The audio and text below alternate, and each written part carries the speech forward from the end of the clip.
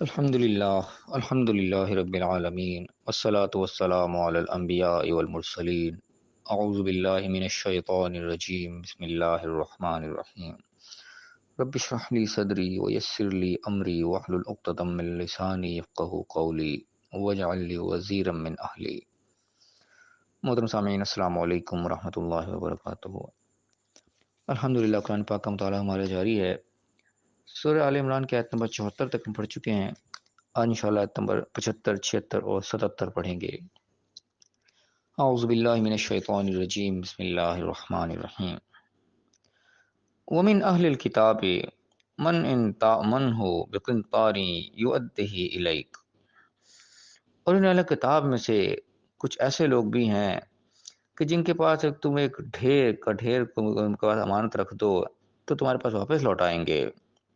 ان میں سے، ان اہل کتاب میں سے جن کے پاس کتاب موجود ہے، جن کے پاس ریٹن آرڈر موجود ہے اللہ کی طرف سے، ان میں سے کچھ ایسے لوگ ہیں کہ تم ان کے پاس خزانہ بھی رکھ دو گے، کوئی ڈھیر بھی رکھ دو گے، تمہیں واپس لوٹائیں گے بطور امانت کے۔ ومنہم، اور ان میں سے کچھ ایسے بھی ہیں، من جو کہ ان تأمنہ بدینار، جن کے پاس تم ایک دینار بھی رکھا دو، ایک روپیہ بھی رکھا دو، ایک اشرفی بھی رکھا دو، لا یؤدہ الیک، تمہیں واپس نہیں کریں گے، الا ما دمت علیہ قائما، جب تک کہ تم اس کے سر کے اوپر جا کے نہ کھڑے ہو جاؤ، یعنی کہ بالکل اس کو ایک پیچھے نہ لگ جاؤ اس کے، بھائی میرے ہیں یہ، مجھے واپس کر، ایک ٹینشن نہ اس کو جب تک ڈال دو گے، جب تک ٹینشن سے بچنے کے لیے تمہیں واپس دے دے تو دے دے، ورنہ خود سے تمہیں واپس نہیں کرے گا۔ اس قسم کے لوگ بھی ہیں۔ اب یہاں پہ اہل کتاب سے بات ہو رہی ہے، اہل کتاب کے اندر یہودی عیسائی دونوں ہی ان کے اس کے اندر مخاطب ہو جاتے ہیں، جن کو بھی لگتا ہے ریٹرن آرڈر موجود ہے، جن کے پاس بھی کتاب موجود ہے۔ تو ان میں خاص طور پہ جو اچھائی ان میں بتائی گئی کہ جو واپس بھی لوٹا دیتے ہیں، جہاں چاہے نے یعنی کہ جو تعریف والی کلمات ہیں اہل کتاب کے اندر، جہاں ان کی برائیاں بیان ہو رہی ہیں، جہاں ان کے جو ہے برے کام کرتوتے ان کے بیان ہو رہی ہیں، وہاں وجہ ان کے اندر اچھائیاں اللہ تعالیٰ ان کو بھی ساتھ ساتھ ہائی لائٹ کر رہا ہے۔ یہاں سے بھی ان کے ایک سبق ملتا ہے کہ اگر کوئی شخص ہمیں برا لگتا ہے، کوئی برائی اس کی نظر آتی ہے، جو کہ اچھائی ہے وہ بھی اس کو بیان کر دینی چاہیے، یعنی کہ صرف برائی بیان کرتے چلے جا رہے ہیں، جو اچھائی اس کو چھپاتے چلے جا رہے ہیں۔ کیونکہ یہاں عام طور پہ ہمارے یہاں یہ بھی کام ہمارے دنیائی معاملات میں چلتا رہتا ہے کہ ایک شخص ہمیں کو برا لگ رہا ہے تو بس ہم اس کی برائی ہی بیان کرتے چلے جائیں گے، اچھائی ہم اس کو پتہ بھی ہوگی نا اس کو چھپا دیں گے، بیان ہی نہیں کریں گے۔ لیکن یہاں دیکھو قرآن کا اسلوب ہمیں یہ بتا رہا ہے کہ جس کو اللہ تعالیٰ برائی بھی ان کی بیان کرتا ہے، یہ جان کی اچھائی بھی ہوتی ہے، اللہ تعالیٰ اس کو بھی ہائی لائٹ کرتے ہیں کہ اچھائیاں بھی ان کے اندر ہے، اچھائیوں سے بھی فائدہ اٹھایا جا سکتا ہے۔ تو یہاں پہ اچھائی بیان ہو رہی ہے۔ اچھائی عام طور پہ عیسائیوں میں نسبتاً زیادہ پائی جاتی ہے بجائے یہودیوں کو۔ یہودیوں کا حال جو بہت زیادہ خراب ہے۔ تو یہاں پہ اللہ تعالیٰ کہہ رہے ہیں ان میں سے ہیں جو کہ امانت واپس لوٹانے والے بھی ہیں، لیکن کچھ ایسے بھی ہیں جو کہ ایک دینار بھی دے دو گے تم واپس نہیں لوٹائیں گے جب تک کہ اس کے سر پہ جا کے نہ کھڑے ہو جاؤ۔ اور پھر کیا ایسا کیوں ہوتا ہے کہ ذالک، یہ وجہ اس کی یہ ہے کہ بأنہم قالوا، کیونکہ انہوں نے کیا ڈالا اپنے، انہوں نے عقیدہ گھڑ لیا ہے کیا کہ لیس علینا فی الامیین سبیل، کہ ان امیین کے بارے میں جو غیر مذہب ہیں ہمارے، جن کو امی کہتے ہیں، یہ ان کے اوپر، ہمارے اوپر کوئی پکڑ نہیں ہے ان کے بارے میں، ہم ان کو جو مرضی کھا جائیں، ہمارے سے ان کی کوئی پوچھ نہیں ہوگی۔ اور اس قسم کا عقیدہ یعنی کہ یہودیوں کے اندر خاص طور پہ پایا جاتا ہے کہ ان کا یعنی کہ عقیدہ اس قسم کا ان کی کتابوں میں لکھ ڈالا ان لوگوں نے۔ ان کی جو فقہ کی کتاب ہے وہ تالمود کہا جاتا ہے، ویسے تو تورات ان کے یہاں ہے، لیکن تورات کے علاوہ تالمود بھی ان کی کتاب، ان کے اندر سارے ان کے عقائد، سارے نظریات جو اس کے اندر لکھے ہوئے ہیں۔ ان کے دو علماء بتاتے ہیں باقاعدہ یہ چیز لکھ رکھی ہے انہوں نے کہ جو غیر یہودی لوگ ہیں ان کے بارے میں ہماری کوئی پکڑ نہیں، ان کا مال ہم جیسے مرضی کھا جائیں، جو مرضی ان کو کر دیں، جس طرح مرضی نقصان کر دیں، جیسا مرضی ان کے ساتھ جھوٹ بولیں، دھوکہ کریں، کوئی پکڑ نہیں ہے۔ یہودی یہودی کے ساتھ نہیں بس ایسا کرے گا، یہودی یہودی کے ساتھ وہ ایمانداری کے ساتھ چلے گا، پورا کوئی مال نہیں کھائے گا۔ جو حقوق یعنی کہ پوری انسانیت کے ہیں وہ حقوق انہیں صرف یہودیوں تک محدود کر لے گی، یہودی یہودی کے ساتھ سارا معاملہ ٹھیک کرے گا، لیکن غیر یہودی جتنے بھی ہیں ان کو امی کہتے ہیں، ان کے لیے کوئی پکڑ نہیں ہے، ان کے ساتھ جس طرح مرضی کر لیں وہ تو، یعنی کہ یہاں تک کہ دوسروں کو انسان نہیں سمجھتے، ان کے نظر میں انسان صرف یہودی ہیں، باقی سب یہ بولنے والے جانور ہیں، باقی کو جانور سمجھتے ہیں کہ جو مرضی ہم کر لیں ہمارا حق ہے، جیسا ہمارا جانوروں پہ حق ہے، گھوڑے کو گدھے کو ہم جس طرح مرضی اس کو جوت لیتے ہیں، کسی سے کام لیتے ہیں، مزدوری اس سے لیتے ہیں۔ حالانکہ انسان اسلام تو جانوروں کے بھی حقوق بیان کرتے ہیں، جانوروں پہ حد سے زیادہ ظلم نہیں ہونا چاہیے، لیکن وہ یعنی کہ پھر بھی ہمارا حق ہے، ہم جانوروں کو استعمال کرتے ہیں اپنی مرضی سے، ایک لمٹ اللہ نے ہمیں دی ہے، تو وہ یہ لمٹ پوری کی پوری وہ انسانوں پر لگا دیتے ہیں کہ جو بھی غیر یہودی ہیں وہ سارے ہمارے لیے جائز ہیں، ہم جیسے مرضی ان کے ساتھ کرتے رہیں، ہمارے پہ کوئی پکڑ نہیں ہوگی۔ تو یہاں پہ یہ اللہ تعالیٰ اس چیز کا عقیدہ ان کا بیان کرے گا، وہ کہتے ہیں کہ امیین پہ ہمارے کو کوئی پکڑ نہیں ہے، جیسے مرضی ان کا مال کھا جائیں، اس وجہ سے وہ واپس بھی نہیں لوٹاتے، ایک روپیہ بھی دے دیا وہ سمجھتے ہیں ہمارے باپ کا، ہم نے کوئی واپس نہیں لوٹانا۔ ہاں کوئی جا کے کوئی سر پہ کھڑے ہو جاؤ گے تو پھر چاہے وہ ٹینشن دور کرنے کے تمہیں دے دے تو دے دے، ویسے نہیں دے گا۔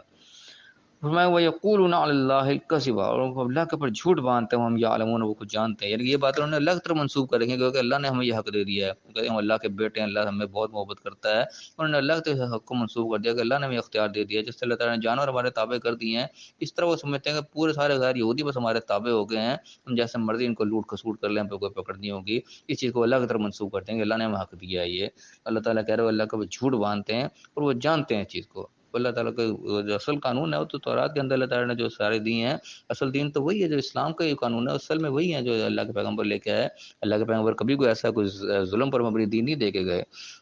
تو وہ جانتے ہیں اس چیز کو، لیکن اللہ کا وہ جھوٹ باندھتے ہیں۔ پھر فرمایا بلا، کیوں نہیں، ایسا کیسے ہو سکتا ہے، من اوفی بعہدہ، جو اپنے عہد کا وہ پورا کرے گا، اپنے کیے ہوئے وعدے کو، یعنی کہ امانت بھی رکھا تھا، وہ بھی ایک وعدہ ہوتا ہے کہ ٹھیک ہے جی امانت ہے آپ کی، میں آپ کو واپس لوٹاؤں گا، امانت اسی شرط کے اوپر ہی ہے، تو جو بھی اپنے عہد کو پورا کرتا ہے واتقی، پھر اللہ کا تقوی اختیار کرنے والا، اللہ سے ڈرنے والا ہے، تقوی رکھتا ہے، اسی کا احساس رکھتا ہے کہ میں نے جو وعدہ کیا ہے اس کے میرے سے پوچھ بھی ہونی ہے، فإن اللہ یحب المتقین، تو اللہ تعالیٰ متقین سے محبت کرتا ہے، جس کے اندر تقوی ہی نہ رہا، اللہ کا خوف ہی نہ رہا، اس کے اندر احساس ہی نہ رہا کہ مجھے دیکھ رہا ہے، میں کسی کے آگے جواب دے ہوں، کسی نے اگر مال رکھوا دیا، کوئی چیز رکھوا دی ہے تو میں نے اس کو دینی بھی ہے، یہ احساس ہی اس کے اندر سے ختم ہو گیا، بے حس ہو گیا، تو ایسا تو اللہ محبت نہیں کرتا، اللہ تعالیٰ تو متقین سے محبت کرتا ہے، پھر جو بچ بچا کے چلنے والے، جو اللہ نے قوانین مقرر کیے ہیں ان کا وہ احترام کرتے ہیں، اس سے بچ بچا کے چلتے ہیں، ویسے نہیں جناب آپ تمام حدوں کو پھلانگتے چلے جا رہے ہیں، ایسے لوگوں سے اللہ محبت نہیں کرتا، جو متقین ہیں، بچ کے چلنے والے، پرہیزگار جس کو کہا جاتا ہے، پرہیز کے ساتھ جو اللہ نے رکاوٹیں رکھی ہیں اس کے مطابق بچتے بچاتے ہو جا رہے ہیں، تو ایسوں سے اللہ محبت کرتا ہے۔ تو فرمایا کہ ان الذین یشترون بعہد اللہ، کہ بے شک جو اللہ کے عہد کے بدلے میں وہ ایمانہم، اپنے قسموں کے بدلے میں ثمن قلیلا، تھوڑا سا مول خرید لیتے ہیں، اولئک لا خلاق لهم فی الآخرہ، یہ وہ لوگ ہیں جن کا آخرت میں کچھ حصہ نہیں ہے، آخرت کے مقابلے میں پوری دنیا کو جو ہے وہ ثمن قلیلا ہی کہا جاتا ہے، کہ آخرت اور دنیا کا کوئی مقابلہ ہی نہیں ہے، آخرت کے بدلے میں ساری دنیا بھی اگر ہمیں مل گئی تو آخرت کے مقابلے میں ثمن قلیلا بہت تھوڑا سا عارضی فائدہ ہے، کیونکہ دنیا ہے ہی عارضی، دنیا مستقل ہے ہی نہیں، جتنا مرضی ہم اکٹھا کر لیں، پوری دنیا ہمارے قدموں میں آ کے ڈھیر ہو جائے، اگلے دن ہماری سانس ہی ختم ہو گئی، چلا گیا سارے کا سارا، یہیں وہ کسی کام کا بھی نہیں ہے ہمارے، تو یہ اللہ تعالیٰ پوری دنیا کو جو آخرت مقابلے میں ثمن قلیلا ہی کہتا ہے، کہ وہ بالکل تھوڑا سا منافع عارضی، بالکل ناپائیدار ہے، کوئی پائیداری اس کی نہیں ہے۔ تو یہاں پہ کہہ رہے ہیں کہ اللہ سے کیے ہوئے عہد اور اللہ کے نام کی کھائے ہوئے قسموں کو جو دنیا کے مال خاطر بیچ ڈالتے ہیں، کہ دنیا کا تھوڑا سا مال حاصل کر لیا، اللہ سے وعدہ کیا اس کو بھی توڑ دیا، جو لوگوں کے ساتھ قسمیں کھائیں، وعدے کیے، جو ان سے ساتھ قول قرار کی، سب توڑ پھوڑ دیا، دنیا کا مال ملا تو بس وہ وصول کر لیا، تو یہ جو ثمن قلیلا جو حاصل کر لیتے ہیں ان چیزوں کے بدلے میں، اولئک لا خلاق لهم فی الآخرہ، یہ وہ لوگ جن کا آخرت میں کوئی حصہ نہیں ہے، پھر وہ دنیا میں انہوں نے اپنا وصول کر لیا، سو کر لیا، آخرت میں بالکل کچھ نہیں ان کے لیے ملے گا، ولا یکلمهم اللہ، اللہ تعالیٰ ان سے کلام بھی نہیں کرے گا، ولا ینظر الیہم، ان کی طرف دیکھے گا بھی نہیں، ان کی نظر بھی نہیں اٹھا کے دیکھے گا۔ اب یہاں یہ اتنی اللہ کی طرف سے یعنی کہ بیزاری کا اظہار ہو رہا ہے، حالانکہ انسان نے اللہ کے سامنے حاضر ہونا ہے، اللہ کے سامنے جواب دہی دینی ہے اس نے،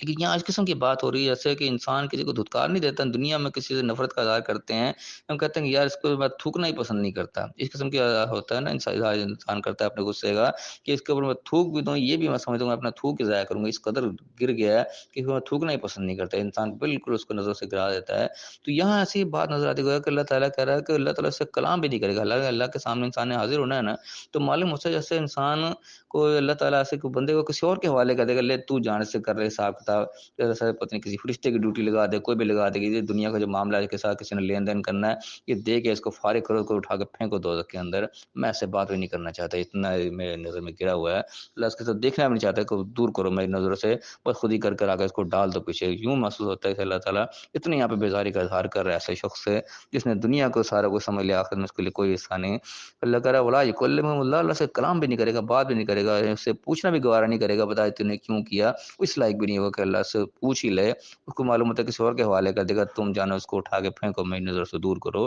ولا ینظر الیہم، کی طرف دیکھے گا بھی نہیں یوم القیامہ، قیامت کے دن، ولا یزکیہم، نہ اس کو کوئی پاک کرے گا، کہ جو گندگیاں کے ساتھ لگی رہیں گی کوئی پاک وہ نہیں ہوگا، ولہم عذاب علیم، اس کو دردناک عذاب ہوگا۔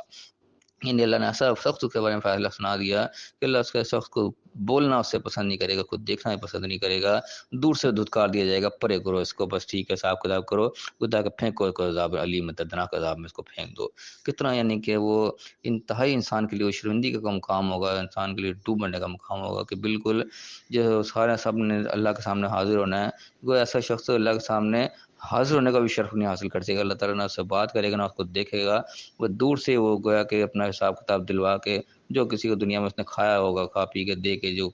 جس قابل وہ ہوگا، اس کے بعد کو عذاب علیم میں دردناک عذاب میں کو پھینک دیا جائے گا۔ یعنی کہ ہم دنیا کے اندر ایسا اپنے آپ کو مگن کر لیتے ہیں، آخرت کے معاملات آگے کتنے سخت ہوتے جا رہے ہیں کہ وہ انسان کو بالکل نظر انداز کر بیٹھتا ہے اس کو، کہ دنیا کے چکر میں آ کے جھوٹی قسمیں کھا رہے تھے۔ عدالتوں میں دیکھیں کیا کیا کچھ نہیں ہو رہا تھا، دنیا کے مال ہی ہوتا ہے نا، رشوتیں لی ہوئی ہوتی ہیں، کھائی ہوئی ہوتی، پیسوں کی اوپر ہوتی ہے، تو یہ جھوٹی قسمیں کھاؤ، ہاتھوں پہ قرآن پہ ہاتھ رکھ رکھ کے جناب اللہ کو گواہ بنا بنا کے جھوٹی قسمیں کھا رہے ہوتے ہیں۔ یعنی عدالتوں میں تو ہمیں چیز واضح طور پہ نظر آتی ہے کہ کھلے عام جو ہے اللہ کا نام لے کر جو جھوٹ بولا جا رہا ہوتا ہے، یہ کیا ہے؟ صرف دنیا کا مال ہی جو ہے نا، عارضی مال ہے، کوئی پتہ نہیں عدالت میں ابھی گواہی دے کے جا رہا ہے جھوٹی، پتہ نہیں گھر تک بھی پہنچے گا کہ نہیں پہنچے گا، وہ مال جو یہ لے رہا ہے یہ خود کھا بھی سہے گا یا اس کے ورثاء کھائیں گے، اتنے کی یہ نہیں کہ ناپائیدار ہماری یہ زندگی ہے، اور انسان اس کی خاطر جو ہے اپنی آخرت کو داؤ پہ لگا رہا ہوتا ہے، جانتے بوجھتے لگا رہا ہے، پتہ ہے اچھی طریقے سے میں جھوٹی گواہی دے رہا ہوں، منع ہے اللہ کی طرف سے، لیکن انسان ایسا وہ مال کے نشے میں اندھا ہو جاتا ہے کہ وہ حرکتیں وہ کر رہا ہوتا ہے جو اللہ نے واضح طور پر منع کر رکھی ہیں۔ تو یہ وہ قرآن کی آیات ہے جو انسان کے براہ راست ہماری زندگی کے اوپر لاگو ہوتی ہیں، اسی وجہ سے قرآن کو ضابطہ حیات کہا جاتا ہے، زندگی گزارنے کے طور طریقے ہمیں بتاتا ہے، لیکن ہم پر افسوس کہ ہم اس کو پڑھتے نہیں، سمجھتے نہیں، اپنی زندگی پر لاگو نہیں کرتے، جتنا ہمیں پتہ لگ چکا ہے اس کو بھی ہم لاگو نہیں کرتے، جو نہیں پتہ لگا وہ تو الگ ہے، لیکن جو چیزیں ہمارے پاس وضاحت سے کھل چکی ہیں، ہم جانتے ہیں کام کرنے والے ہیں یا نہیں کرنے والے، ہم اس کے باوجود اس کے الٹ چل رہے ہوتے ہیں، جو کرنے والے ہیں تو ہم سے ہو نہیں رہے ہوتے، جو نہ کرنے والے ہوتے ہیں ہم جانتے ہوئے تو اس کام کو کر رہے ہوتے ہیں، اور اپنی آخرت کو جو ہے ہم وہ برباد کر رہے ہوتے ہیں۔ اللہ ہمیں صحیح سمجھنے کی توفیق عطا فرمائے۔ دنیا بہت مختصر ہے، بہت تھوڑی ہے، اس تھوڑے سے وقت کو ہم اللہ کے حکم کے مطابق گزار دیں گے تو آخرت کی بہت بڑی زندگی جو اللہ تعالیٰ سنوار دے گا۔ اللہ تعالیٰ ہمیں صحیح سمجھنے کی، صحیح عمل کرنے کی توفیق عطا فرمائے، دنیا اور آخرت دونوں جگہ کامیاب فرمائے، آمین۔ وآخر دعوانا الحمد للہ رب العالمین۔